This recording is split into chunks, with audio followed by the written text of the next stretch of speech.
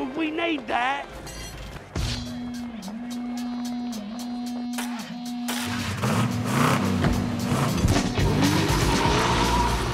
Well, here's hoping there's a plan C. Why, what's plan C? Well, what I'm saying is there a plan C? Get it. Yeah. Bit quicker, you're a dog!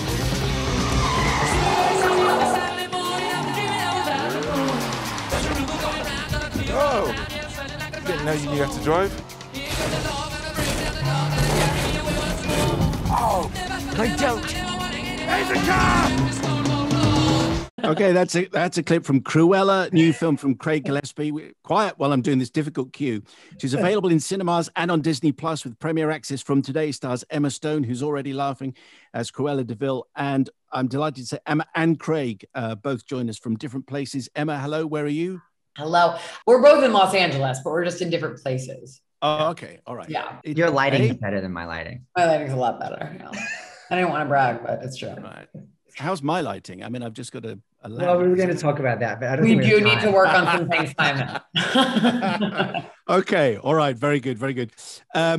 So what a movie that you've come up with here. So Cruella is brand. In fact, I was walking through the streets of London this afternoon and a big double-decker bus, big red double-decker bus went past with a vast poster of you, Emma, on it. And I felt as though for a moment, it was like a scene from the movie because London is such an important part of the film. Anyway, I took a photograph and I thought, yes, I'm going to be talking to these guys a little bit later on. Craig, just introduce us to this. Where are we? Set us up for Cruella. It's funny. Sean Bailey called me from Disney and he said, what do you think about Cruella with Emma Stone set in 1970s punk London with the Clash and the Kinks? And I was like, absolutely.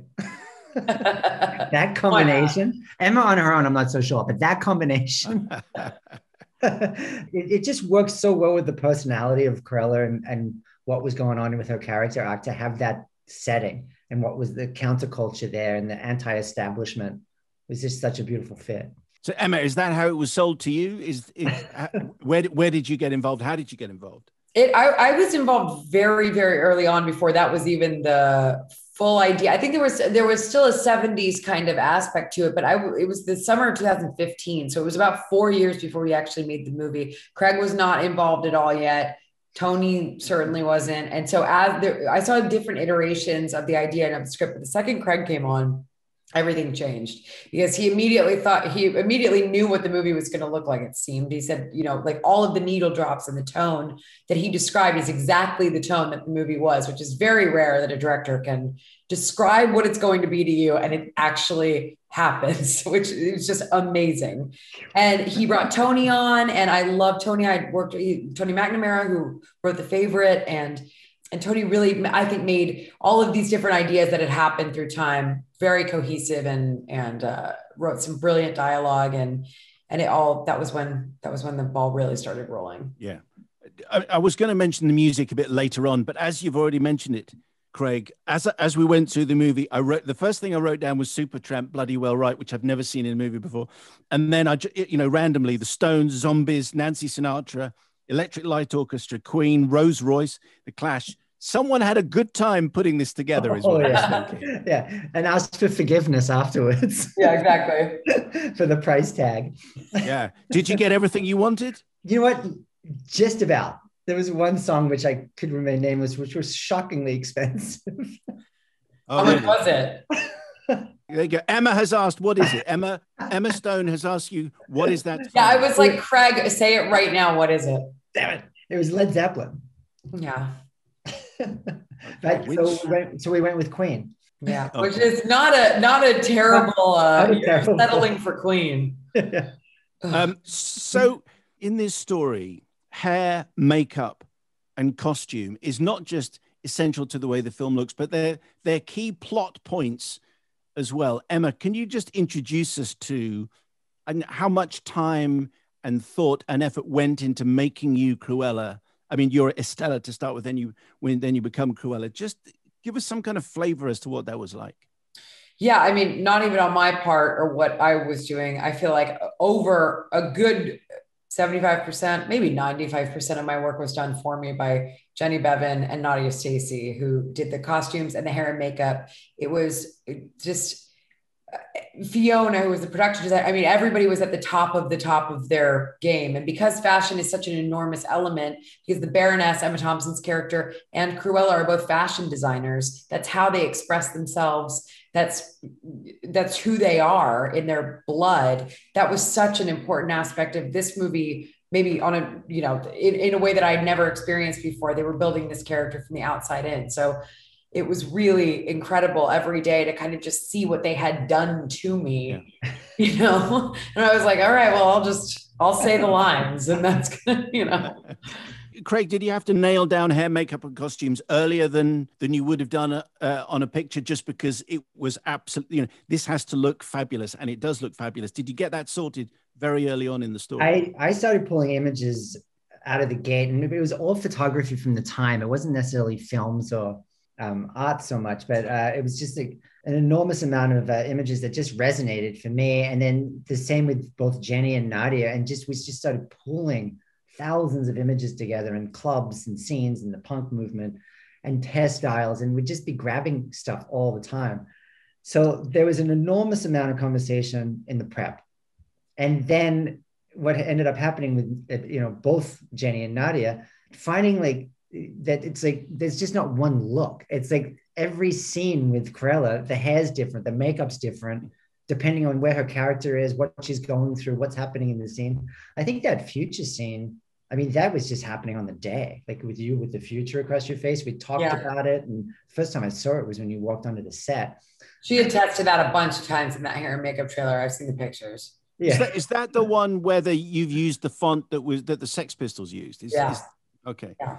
I just want to talk about the casting, because it seems to me that the casting is perfect all the way through this movie. Let's start with Emma Thompson as the Baroness. Emma, just how would you describe doing those scenes where she looks the way she looks and you're looking the way you look? That must have been enormous fun for you. Yeah, we were circling each other like, what are you wearing today? Oh my God. It was so incredible. But she is just, I can't imagine anyone else playing that role. It's like pitch perfect. She's so narcissistic and just awful and cutting and brilliant. And, without giving too much away, it was also important for me to kind of study her performance, because, there are elements that we have in common. So it was such a joy to watch her, and just to, and she's just amazing as a person too. Craig, I didn't give anything away. Okay. I'm just confused by what you said. I know, but you always are. I read an interview with Emma Thompson in which, so this is what she has said, is that her husband would say she wasn't acting at all. Yes, exactly. There are three other people that I want to mention. Firstly, Mark Strong, who is just great in everything and is an old friend of this program. But your two bad guys, they're a bit rubbish, but it's been a staple of this story since the 1961 original animation. Joel Fry you have, and Paul Walter Hauser. They get so many great lines, Craig, don't they? I mean, they are fantastic. I just that whole combination of those two guys and Emma, like that group as a dynamic was always so much fun, because the three of you guys, Emma included here, are just so great at improvising. And they were the scenes that had the most improvisation in them, where I'd be like, all right, oh, by the way, guys, this cake's stolen. And then just sort of throw that in the scene. And then they'd do a whole thing about the cake and Judy, and who's Judy? She might be hungry. And everybody just rolls with it. And everybody's so good at just reacting to each other. So there's so much banter going on between the three of them that isn't scripted. I don't think you can keep up with, you have to go, even when you're just discussing the plan. Yeah. There's a whole ping pong match happening that's just not on the page. So on the one hand, Emma, you've got the scenes with Emma Thompson, which you were talking about, where you're kind of prowling around each other. Then you have the scenes with Joel Fry and Paul Walter Hauser, where it sounds you're just having fun. Yeah. I mean, definitely. We also, they're both so great in such different ways. Joel is so soulful, and Paul is so just like nonstop joke. So it was like a perfect. Their real personalities really fit very well to the characters. Can either of you can answer this? But I'm not sure if I've got this right. So Paul Walter Hauser, he came on the show last year and was terrific, and we enjoyed talking to him a lot. And Craig, I know you worked with him in I, Tonya, but is he in this movie? He's a football fan. Is he a Tottenham Hotspur supporter? Because I'm a Tottenham fan, and we're never referenced in movies like this. We're not having a very good time. But I think twice he said he's a Tottenham fan. Is that right? Absolutely. And it's actually an homage to the original, I think, to the 101 Dalmatians. I think that's what they're watching in 101 Dalmatians. Is that true? Yeah. And it's like, you see, it's a Tottenham pest control van they have when they pull up to the party. Okay. He's Tottenham through and through. Yeah. Thank you.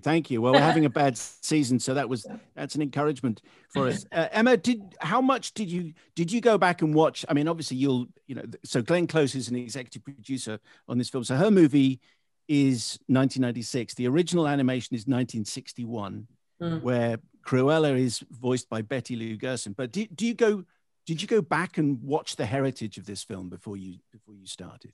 I watched the animated one a couple of years before we shot this. And then the Glenn Close one, I have not watched since I was a kid.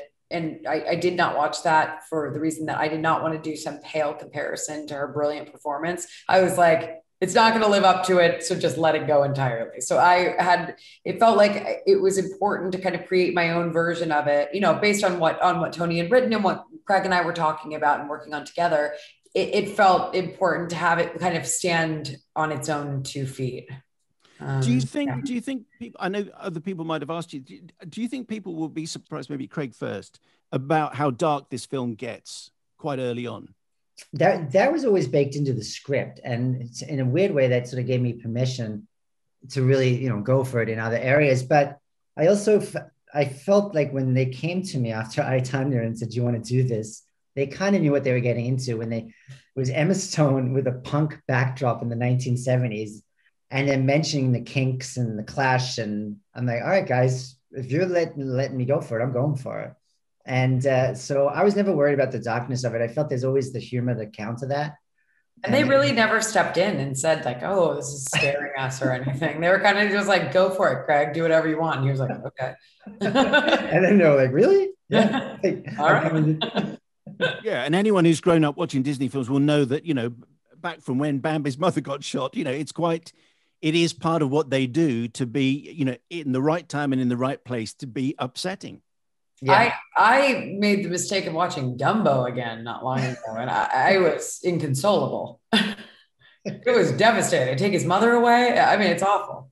I came out of this movie, apart from I had a great time and thought it was terrific from start to finish. With this ambition, I would like to order lunch the way Emma Thompson orders lunch in your movie, which is so imperious and so precise. Yes. Do you ever find yourself going in that direction, Emma? Do I ever order lunch that way? Yes. Pretty much every day, wasn't it, on the set? That's like the When Harry Met Sally kind of version of ordering lunch too. I only embarrassingly. I mean, I get things the most plain they can possibly be. So when you're describing ordering a hamburger, like, I'd like it plain, well done, just meat and bun, no sauce, no anything on it. I don't want condiments. Just give it to me plain. You do have to say it for a long time, but it's just disgusting and plain. Yeah. Well, lots to enjoy in Cruella. Thank you very much, Emma Stone. Thank you, Craig Gillespie. Really appreciate your time. Thank you for talking to us today. Thank you so much. Thank you, Simon.